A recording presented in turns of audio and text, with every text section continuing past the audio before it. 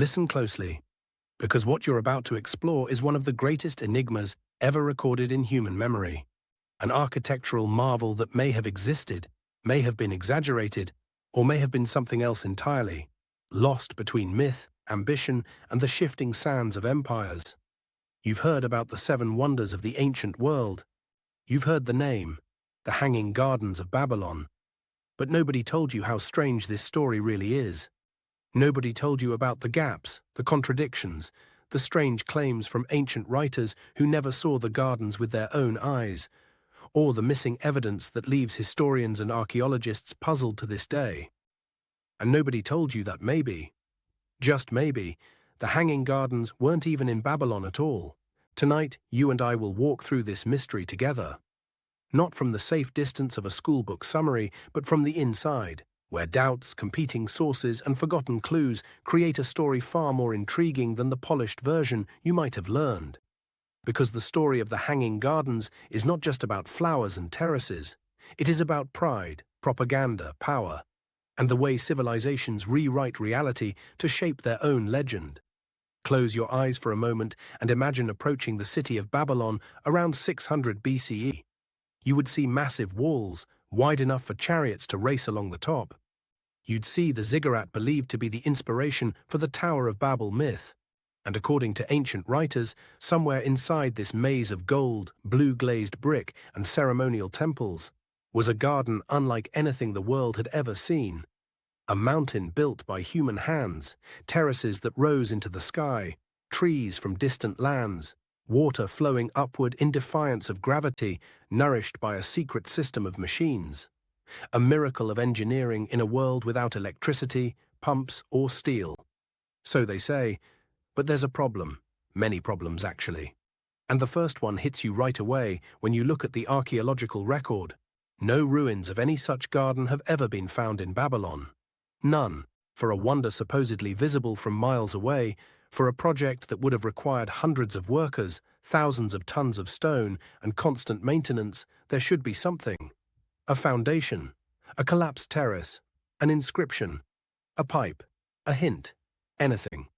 But Babylon's ruins, extensively excavated in the 19th and 20th centuries, offer nothing.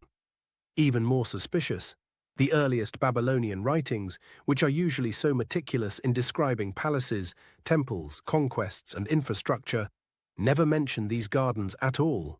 Not one line, not one tablet, not one royal boast from the king who is most often credited with building them, Nebuchadnezzar II. Think about that. A king who proudly recorded every achievement, every restoration, every structure, would have surely engraved words about his greatest work. And yet his own inscriptions are silent. So where do the descriptions come from?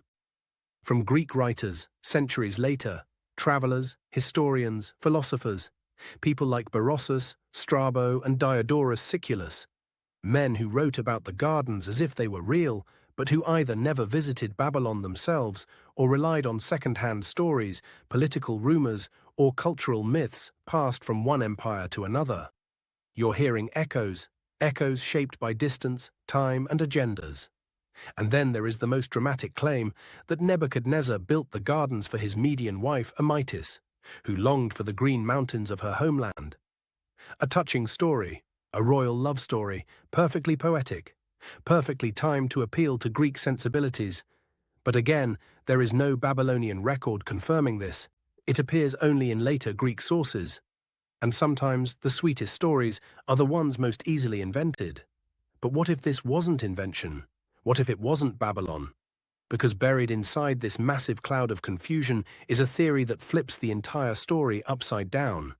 The idea that the Hanging Gardens existed, but in another city, built by another king, in another empire entirely, Assyria, and its capital, Nineveh. This theory is not fringe. It's not the invention of internet sleuths or conspiracy lovers. It comes from serious scholars who noticed that the most detailed ancient description of the gardens, written by Sennacherib of Assyria, fits the features that Greek writers described far better than anything from Babylon. Sennacherib explicitly claimed to build gardens with exotic plants, advanced irrigation using water-lifting mechanisms, and terraces. The Assyrians even engineered aqueducts to supply the city, and, unlike Babylon, archaeologists actually found structures in Nineveh that could match the descriptions. Massive stone channels, remains of elevated gardens, and inscriptions bragging about machinery that brought water uphill like a miracle. So what happened? Did Greek travelers confuse one city with another? Did stories of Nineveh's gardens migrate south and merge with Babylon's reputation as the world's most magnificent city? It's entirely possible. Ancient writers often blended myth with reality, geography with imagination.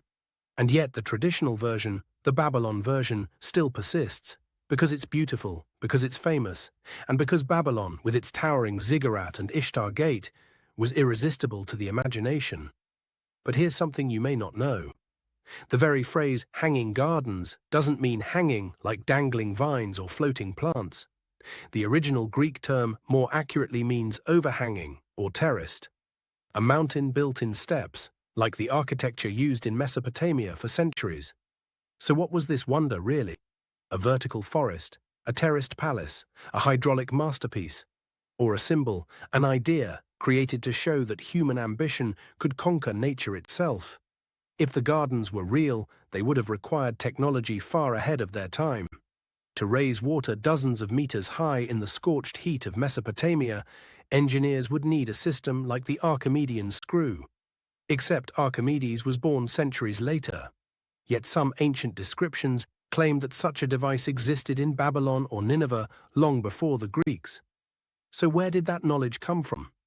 Lost inventions, ancient engineering that vanished, or embellishment after the fact?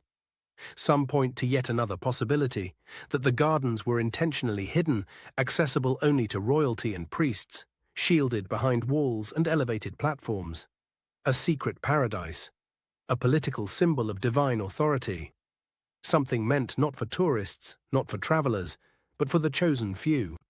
If so, then the lack of broad documentation might make sense. Still, the silence of Babylonian texts haunts the mystery.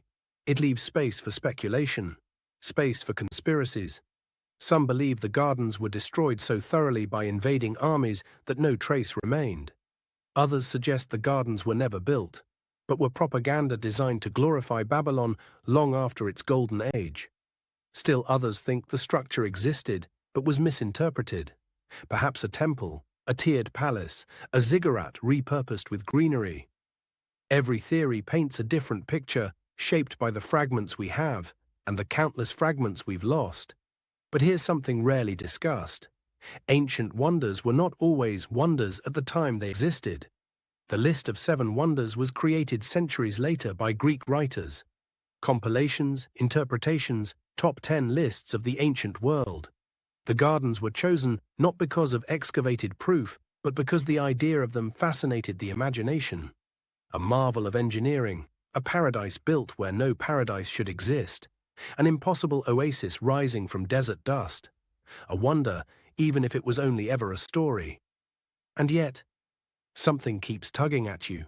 The consistency, the repeated descriptions by different authors across different eras, the images of terraces, of exotic plants, of mechanical devices lifting water. Could so many writers have invented the same story? Or were they all drawing from an original truth, distorted, exaggerated, but rooted in something real? Maybe the Hanging Gardens did exist, but perhaps they changed over time, not physically, but in the way stories change. Each storyteller adding, subtracting, emphasizing, and eventually the location changed too. A wonder traveling through history, not by stone, but by narrative. Tonight the Hanging Gardens remain suspended, not just in the air, but in the space between certainty and mystery. A wonder that might have existed, or might have only been imagined. A masterpiece of engineering, or a masterpiece of storytelling, a symbol of love, or a symbol of empire. A place that everyone talks about, yet no one can prove. And as you think about that, remember this. Sometimes the greatest mysteries are not the ones buried underground, but the ones hidden in plain sight, preserved in our collective memory, waiting for someone curious enough to question what everyone else takes for granted. So if you ever find yourself wandering through the ruins of ancient cities, or flipping through dusty chronicles, or standing before museum artifacts that survived thousands of years. Keep your eyes open, because history is full of things like the Hanging Gardens, half real, half legend, and fully capable of reshaping the way you see the world. And maybe, somewhere beneath the earth, under layers of forgotten cities, under fractured stones and collapsed walls, the remains of the Hanging Gardens still lie waiting to be discovered, waiting to decide whether they were myth or miracle.